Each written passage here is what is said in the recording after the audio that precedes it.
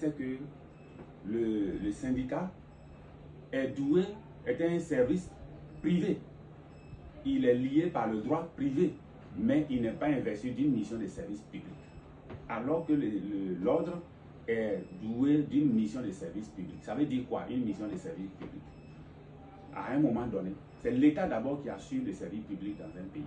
Mais à un moment donné, l'État peut estimer qu'une corporation est devenue suffisamment mature et qu'elle peut se prendre en charge pour exécuter certaines tâches, notamment les tâches de sécurité, les tâches d'hygiène et les tâches de tranquillité.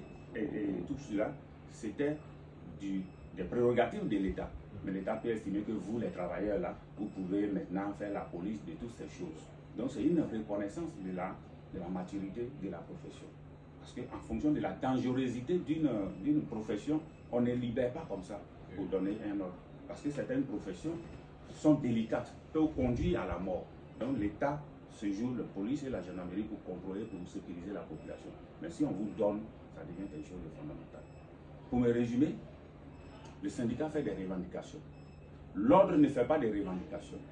L'ordre est là pour la sécurité des usagers d'abord et des professionnels.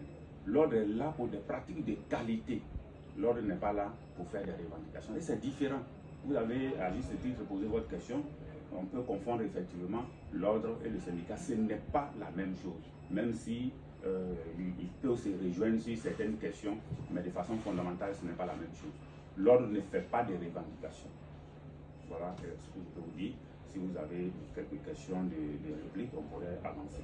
Bon, je voulais répondre à ce que vous avez dit pour savoir si j'ai compris clairement ce que vous avez dit. Ça veut dire que l'ordre a un rôle d'assurer le respect des praticiens, de la santé, de l'éthique, voilà, au niveau en ce qui concerne le métier en fait, de l'infirmier ou d'agent de santé.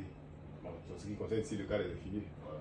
Est-ce que les infirmiers travaillent en respectant les règles de l'art, travaillent en respectant l'éthique aussi, même la déontologie, si on peut dire. Voilà. C'est un peu le rôle de l'ordre. C'est-à-dire c'était délégué, c'était le rôle de l'État, mais l'État délègue ça à l'ordre. Voilà, pour estimer que nous sommes suffisamment matures pour pouvoir assurer ça nous-mêmes. De sorte que l'État discute avec l'ordre, peut-être quand on constate des repères, l'État appelle l'ordre, on commence à constater des repères. L'ordre maintenant fait la police auprès des agents qui sont peut-être épinglés dans ces différents cas-là pour essayer de sanctionner. Est-ce que vous avez le rôle des sanctions aussi, vous voulez savoir? C'est ça. Des contravenants, je veux dire, des différentes voilà, règles que nous-mêmes on se donne dans notre métier. Est-ce que vous avez ce rôle-là aussi? C'est de votre histoire de le faire, c'est plus le rôle de l'État de déterminer l'agent directement comme ça. Peut-être on communique avec l'autre et puis c'est l'autre qui saisit l'argent et puis bon. Tu peux prendre des sanctions aussi, je voulais savoir si ces actions font partie de votre rôle. Merci, IDE. Donc vous voyez, vous avez pratiquement répondu, sinon vous nous avez rejoint, mais vous avez terminé par les questions.